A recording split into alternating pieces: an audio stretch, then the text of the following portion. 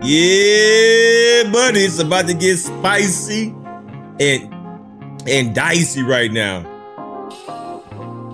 Stephen A. Smith is about to get exposed.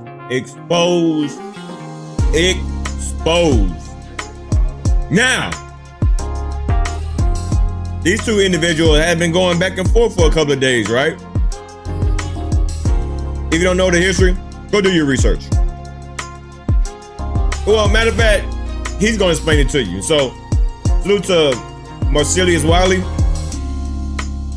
Keep on doing the good work over there. Let's get into it. Breakfast Club with Sean DJ Envy responds to the Max Kellerman talk and to me. All right, so I know it's a sensitive alert, right? So I'm gonna do this the right way, scientifically. So let's play the clip first and then break it down. And I only have one thing to say. He and I work together. Got a lot of respect for him. I know the man he was talking about as his best friend. I get all of that. No problem. Here's my only issue. For a black man to sit up there and say another black man is scared of somebody's intellect. Come on, bro. That's just a line you crossing. And I have nothing more to say other than that. That's sad that he would go that route. I guess that he's gonna get attention because obviously everybody who watches the Breakfast Club, every chance we get, he gonna see, talk about it. I'm certainly not gonna argue with him. I've always had a lot of respect for him. Me and Marcellus Wiley have never had one issue. All right, now that's just one clip, about 4 or 5 minutes of Max Kellerman and myself talk over an entire interview. Now, listening to that, the first thing I noticed, and I'm sure you guys did as well, is damn, Stephen A. Smith is sidestepping the truth. Damn. High stepping, huh? Hurling, huh? Stephen A. Smith ain't trying to run into this truthfully. Damn, Stephen A. Smith doing a lot of jump cutting. Barry Sanders out there in terms of talking about this issue properly. Now, the platform of the Breakfast Club is a smart platform to address this because they're not sports based, right? Bingo, exactly. He don't never have this conversation with people that can really critique and break down the things that he say when it comes to this sports thing. He goes to other people's podcasts.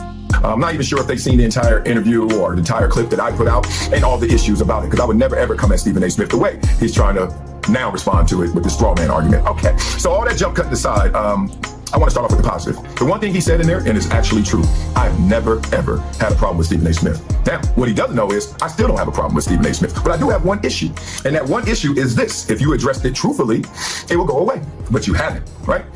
So now you got to stop talking about it completely and just take the L for lying about Max. Now you can hide under the guise. You can hide. Let's talk about it. Under the disguise of, oh, my bosses told me to stop talking about it. But really, it's because you're taking the L on this Max issue. And I get it, big dog. I've taken L's before too. Welcome to sports, big dog. All right. So in summary, I heard him deflect, use this straw man argument, play victim. Stephen A. Smith playing victim. And ultimately using the race card. Not just any race card, though. He used the big joker in the deck. Oh, He loved doing that. I can't believe another black man is doing this to another black man. How do you think the athletes that you go against feel, black man?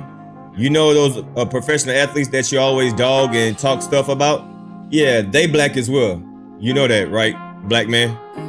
Stephen A., let this go. Like I said, I don't have a problem with you, but I do have an issue. And we're going to address this like men, right? So this is why I wanted to have a show called Never Shut Up. This show right here where we learn or unlearn based on the truth, right? We're going to just get the truth out there. We're going to learn it, or some of us got to unlearn it. My hand raised as well. I wanted this show because I wanted to talk about sports much deeper than I was doing for the last 20 plus years. I also wanted to have another lane where I covered the media, because I've been on both sides. I've been on the field and I've been in the booth. I've been at the table. I sat there with the suits on and talked about athletes, right? Good, bad, and ugly. I know the sports inside and out. So I want to give the media the same energy that they give athletes to let y'all know what's the real from the fake. Because I know how the sausage is made and I know how to play the game. So what I saw from Stephen A. Smith was just completely unacceptable on the Max Kellerman issue. Now let me make this clear, that Stephen A. Smith went on a calculated character and credential assassination of Max Kellerman. It wasn't just a bad take.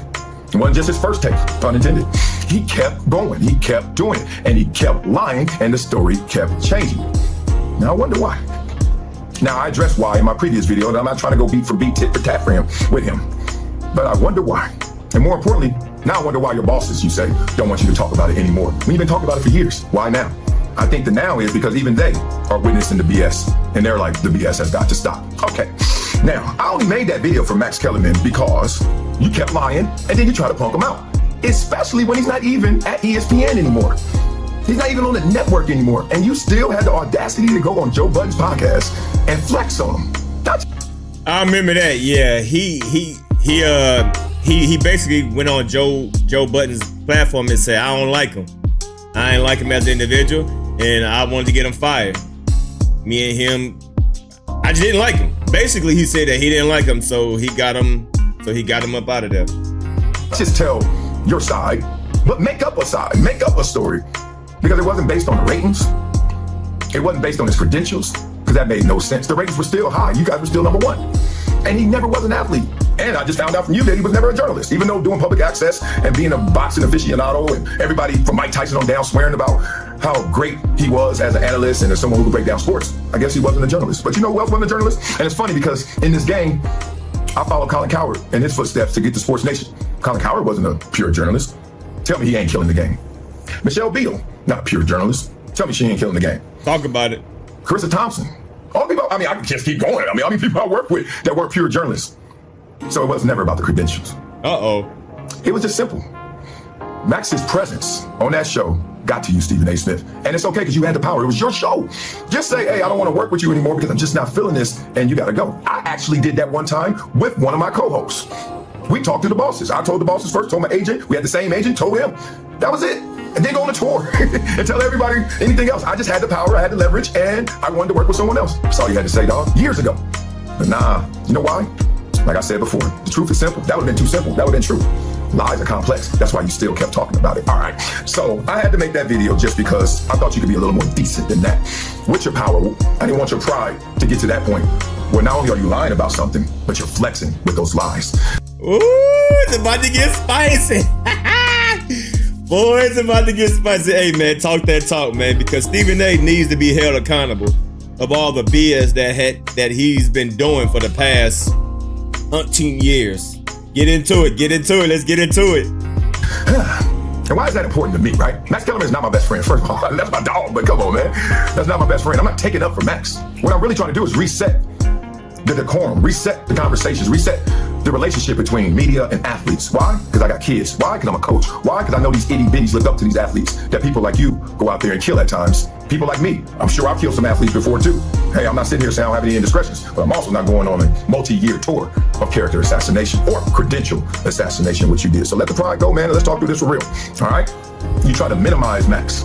Try to minimize who he is, what he's done in the game, and what his resume is. Like, where did we get? How did we get here?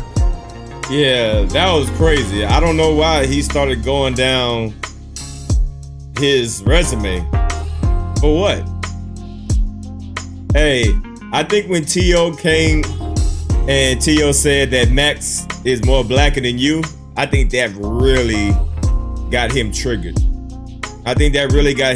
Because a lot of people still think like that Max Kellerman is more black than he is. That's messed up, bro. Because that's the same disrespect that Shannon felt from Skip. And that's why, largely, Shannon's not on that show anymore. When you put in that work, Shannon, I know. And for Skip to look at you, 3-time Super Bowl champion, Hall of Famer, dude used to block the hell out of me. I know when I played against you. I know how that felt.